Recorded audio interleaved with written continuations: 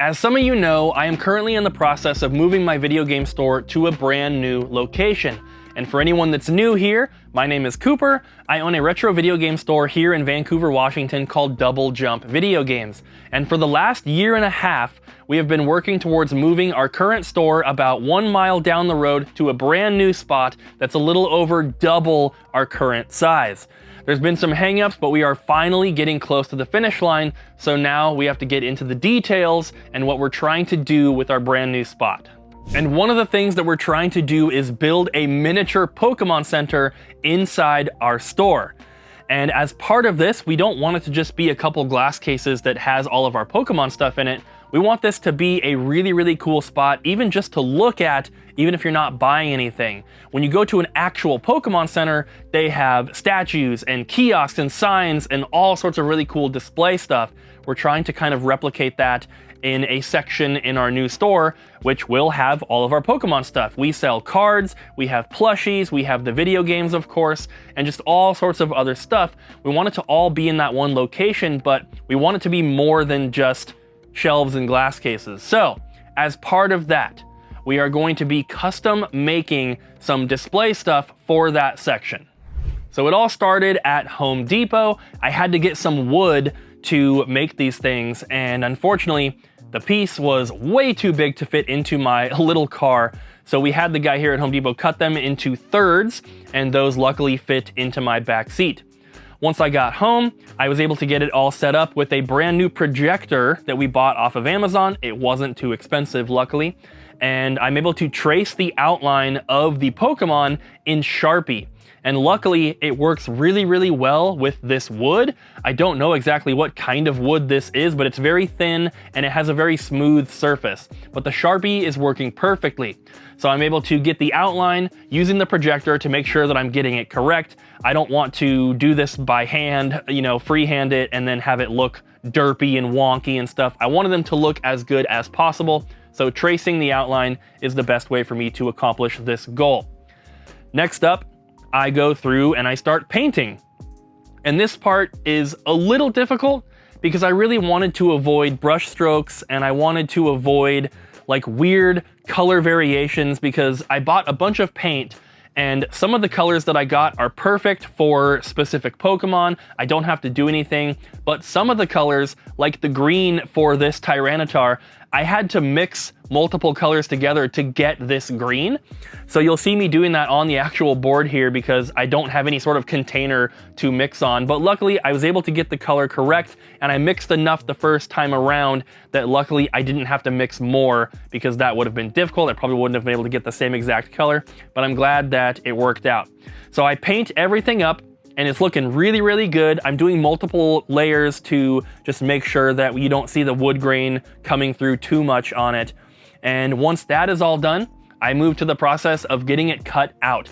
This is probably the most difficult part of this whole thing because I'm using a jigsaw and I accidentally had one little mishap with the Tyranitar here where one of the tips of his claws just broke off while I was cutting it out, and I didn't make any sort of mistake with cutting, it just happened. And you can't really tell unless you're looking at it really close up, so it's not a huge deal, but during the process of cutting these out, you get all these little like splintered edges. So the next thing that I do is I sand the edges completely to make it really smooth, and then I have to go back over the edges with the black Sharpie to make sure I fill in any little spots where there is now wood showing. And then once that is done, I spray a little bit of clear coat on him, let him dry in the sun, and we end up with something like this. This is the Tyranitar, and I think it came out so good.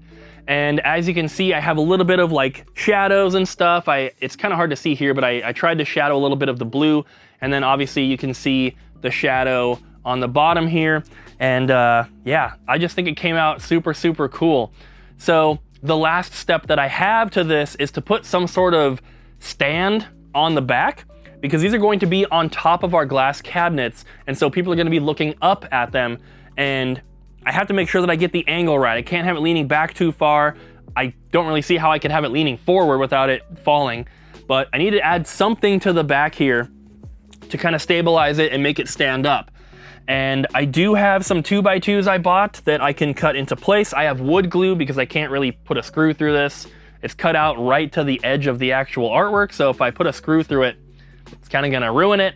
So I have the wood glue. I think that'll be fine. These are not going to be in a spot where people are touching them. They're just gonna be sitting up permanently. So if you guys have any ideas, let me know. But my kind of thought was to have 2x2s coming off this way and this way, and potentially have them meet at like a triangle here, and then have one piece that goes up and holds it somewhere in the center. I can cut the 2x2s at an angle so that they hold it properly. But if you guys have a better idea, let me know. As of right now, the only stuff that I have to even do that is the 2x2 and the wood glue. I was thinking maybe something with a hinge so you could adjust the angle, but I'd have to glue the hinge to the back. I can't screw into it, like I said. So if you guys have any better ideas, let me know in the comments. But here is the Tyranitar. I am very, very proud. I think it came out amazing. And don't ask me how I randomly had to pick 2 Pokemon that only consist of basically blue and green colors. But before doing the Tyranitar, I actually did another one, and it is this Oddish right here.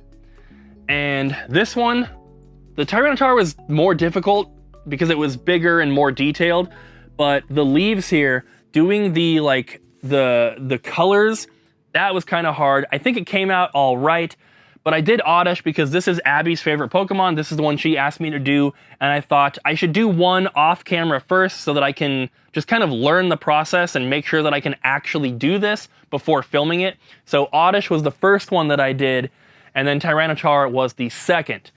And I may have another one cooking up that I'm working on that I'll be doing off camera as well. This one's much bigger than the other 2, so I'm really excited about that one.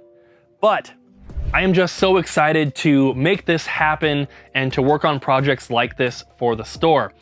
I don't own a video game store simply because I want to make as much money as possible. I'm sure for those of you that watch the Double Jump Video Games YouTube channel, you'll understand that. We do plenty of things just to try to make the store cooler, to make the store better in some aspect that sometimes doesn't result in any sort of monetary gain.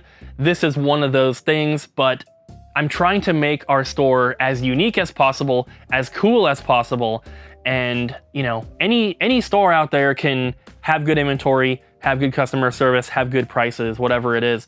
But a lot of game stores are they're kind of like the same, right? And there's nothing wrong with that, but I want my store to stand out. I want my store to be very unique, and I want it to be a fun experience for people to visit, even if they're not planning on buying anything, which I think is very similar to how the Pokemon Center operates. They build out these Pokemon centers and they put these signs and these statues in there, and they make it a fun experience even if you're not buying anything. And I want that to be what we do at Double Jump. I want people that visit the store to be like, man, this place is incredible looking, like this is awesome. Even if they're not gonna buy anything, I want them to have a really, really good time.